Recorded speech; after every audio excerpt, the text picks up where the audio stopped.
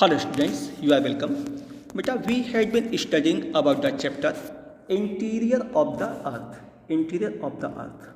So beta, what is the condition, what is the position in which state the materials are existed under the surface? It is until now a question. Why? Because no one could go there.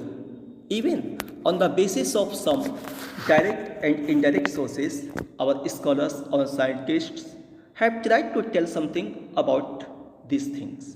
ठीक बेटा, तो on the basis of direct sources, which are the direct sources? Direct sources are बेटा the minings है, वो surface rocks हैं और जो है volcanic eruption है. These are the direct sources.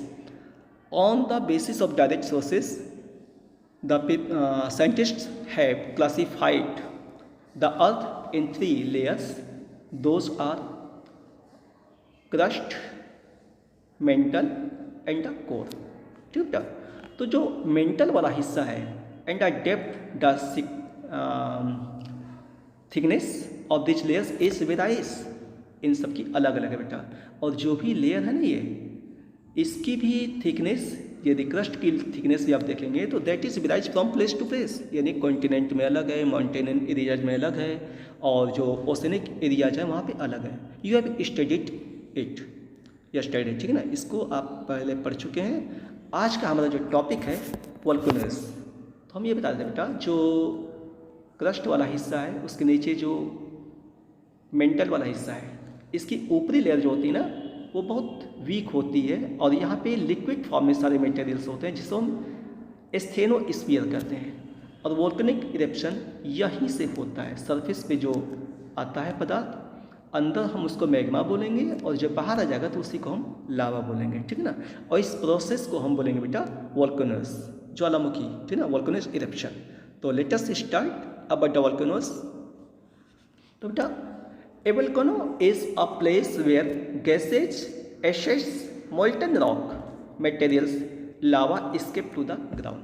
तो बेटा, ज्वालामुखी प्रक्रिया वो है जिसमें कि तमाम प्रकार की गैसें, राख और जो है मोल्टन रॉक्स मटेरियल्स द्रव्य अवस्था में वो बाहर निकलते हैं, जिसको कि हम सरफेस पे आने पे बेटा लावा के नाम से बोलते हैं. ठीक है ना. और अब बात आती है बेटा, how many types are the volcanoes. तो बेटा इसको हम देखिए, if the materials, these materials which are coming out from the surface, if the materials mention being released, यानी अब भी वो निकल रहे हों, अब भी वो प्रक्रिया जारी हो, तो या that has been erupted recent in the past, अभी हाल ही में जो इरप्शन हुआ है, इस समय नहीं हो रहा है लेकिन अभी हाल ही में हुआ है, तो ऐसे वोल्केनोज को हम बोलेंगे एक्टिव वोल्केनोज. ठीक है ना, इनको हम बेटा एक्टिव वोल्केनो बोलेंगे, यानी सक्रिय ज्वालामुखी. ठीक है, क्या बोलेंगे हम? सक्रिय ज्वालामुखी. इसके अलावा बेटा जो दूसरा होगा उसे हम डोरमेंट बोलेंगे और एक एक्सटिंक्ट बोलेंगे. बेटा पहला क्या होगा? एक्टिव हो गया. दूसरा हो गया बेटा डोरमेंट. डोरमेंट का मतलब क्या होता है? और तीसरा है बेटा आपका एक्सटिंक्ट. हालांकि आपकी इस बुक में, इस चैप्टर में जो है द टाइप्स ऑफ वोल्केनोज कुछ दूसरा है. On the basis of the nature of eruption, on the basis of the landforms which are developed by those volcanoes, उस आधार पर हमको पढ़ना है. लेकिन how many types are the volcanoes, तो बेटा एक्टिव हो गया, जो अभी भी जारी हो या अभी हाल ही में ख़त्म हुआ, उसे हम बोलेंगे एक्टिव. और डोरमेंट का क्या मतलब बेटा? वो volcanic eruption that has occurred in the past but in present that is in resting period. इसमें विस्फोट नहीं हो रहा है, शांत है काफ़ी समय से. ठीक है ना, but there is no guarantee that it may not be erupted once again. फिर से जो है इसमें इरप्शन नहीं हो सकता, इसकी कोई गारंटी नहीं है बेटा. तो ऐसे वोल्केनोज को हम बोलेंगे dormant eruption, dormant eruption, dormant volcano. ठीक है ना. और एक्सटिंक्ट क्या है बेटा? Such type of volcanoes eruptions which had occurred near about 10,000 years before in the past, and now there is no possibility of these volcanoes to be eruption once again. यानी ऐसे eruption जो 10,000 साल पहले आज से हो चुके हों और अब एकदम शांत हों, और अब उनके इरप्शन होने की कोई संभावना नहीं है भविष्य में, उससे हम कहेंगे एक्सटिंक्ट वोल्केनोस। ठीक है बेटा। लेकिन इस चैप्टर में जो आपकी बुक में दिया है उसमें हमको पढ़ना है on the basis of the nature of eruption, on the basis of the landforms that has been developed by volcanic eruption. तो let us start about this thing. चलते हैं बेटा। हाँ देखिए, इफ़ द मटेरियल मेंशन, यानी जो materials ये बताया गया, गैसेज हैं, एसेज है, मोल्टन रॉक्स हैं, ये सब यदि क्या है बीइंग रिलीज्ड, अब यदि जारी हूँ, या has been released recent past, अभी हाल ही में हुए हों, तो उससे हम एक्टिव वोल्केनो कहेंगे। ठीक है ना। अब चलिए चलते हैं बेटा। ये इरप्शन होता कहाँ से है? तो अभी हमने आपसे बताया था ना कि ऊपरी सरफेस है ये क्रस्ट, इसको क्रस्ट मान लीजिए। ठीक ना। इसके नीचे दूसरी जो होगी मेंटल होगी। ठीक ना। और इसके नीचे कोर होगी। तो मेंटल की जो ऊपरी लेयर है, जो एस्थेनोस्फीयर है, काफ़ी वीक है, यहीं से होता है। तो कह रहा है बेटा the layer below the crust that is called mental, ये मेंटल है बेटा। ठीक है ना।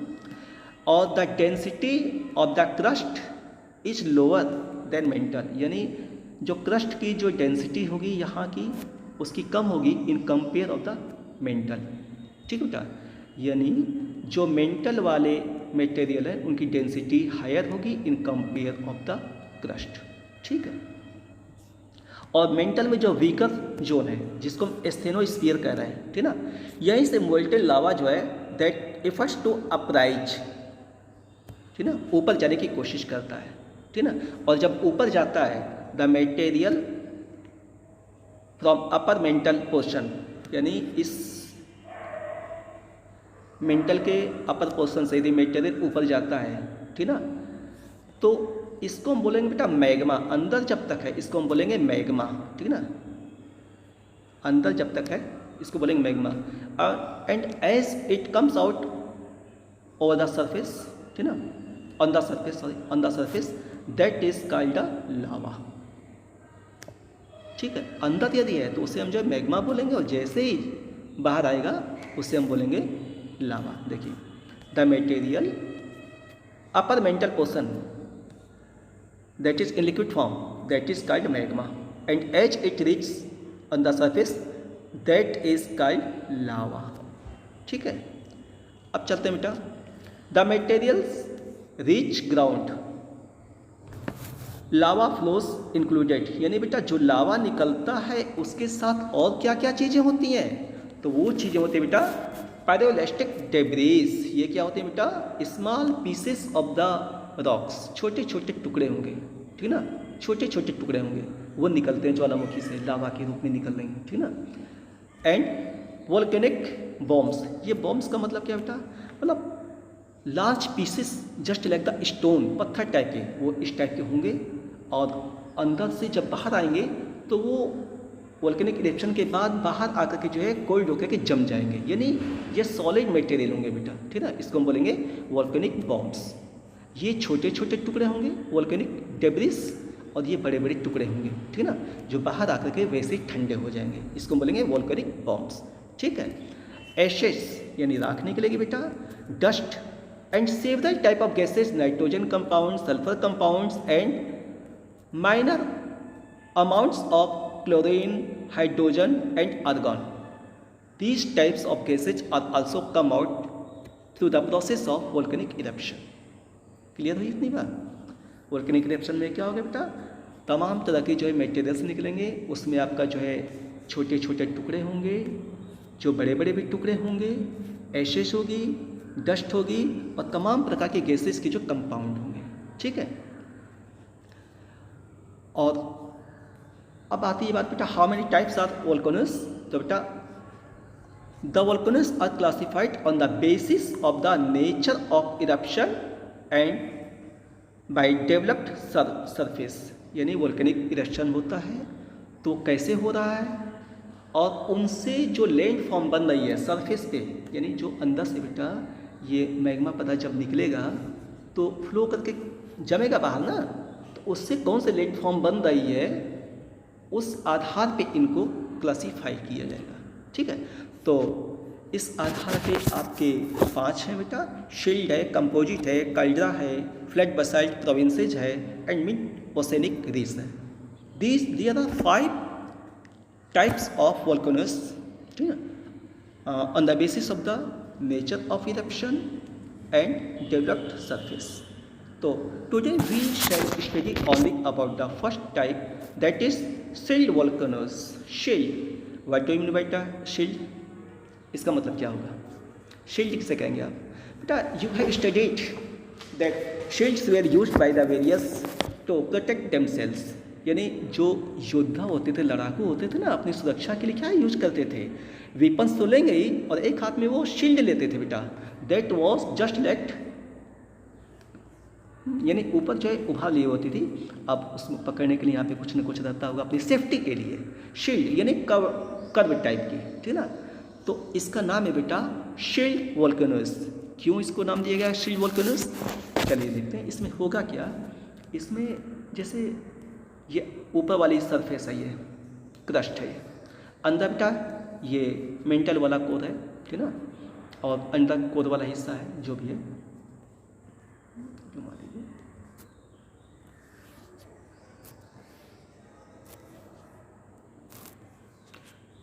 ठीक है, तो ये जो हिस्सा है ये मेंटल वाला, तो ये स्टेनोस्फीयर है। यहाँ से